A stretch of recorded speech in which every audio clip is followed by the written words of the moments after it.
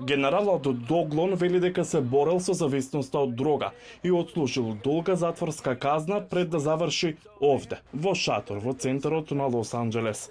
Тој вели дека е срамота што Врховниот суд на САД им дозволува на градовите да им забрануваат на луѓето да спијат на јавни места.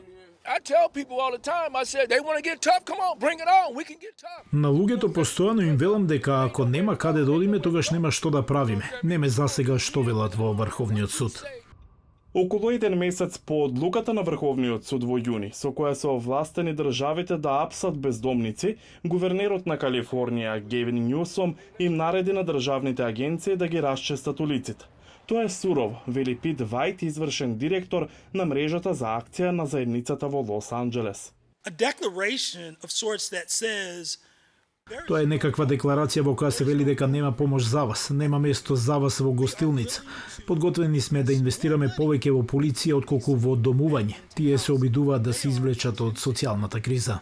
Сојузот за спасувачка мисија им служи на бездомните популации во областа веќе 130 години. Привремениот председател на мисијата Джеф Хадсон ја поддржува одлуката на Врховниот суд. Одлуката е логична меѓу балансирање на правата на поединците да имаат отворени продавници, да имаат отворени бизниси и правата на поединците да имаат домување и засолниште. Врховниот суд е на страната на поединците кои сакаат да отворат бизниси и сакаат да се занимаваат со бизниси, сакаат да ги користат тротоарите.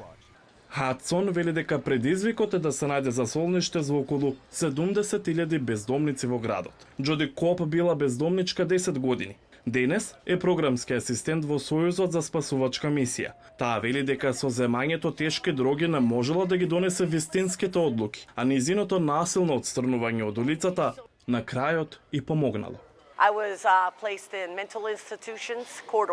Бев сместена во установи за ментално здравје по наредба на суд. Бев на рехабилитација, исто така по судска наредба. Дури да не сакав да го правам тоа. Погледнете ме сега. Бев на психијатрија каде ми кажаа дека никогаш повеќе нема да работам. Од акцијата на гувернерот, Лос Анџелес пријави пат од 10% на луѓето што спијат надвор. Сан Франциско, надалеку познат по своето бездомно население, по децении ги гледа првите чисти тротоари. Бездомните активисти велат дека и покрај тие статистики, бројот на луѓе на кои им е потребна помош е ист, тие се само помалку видливи.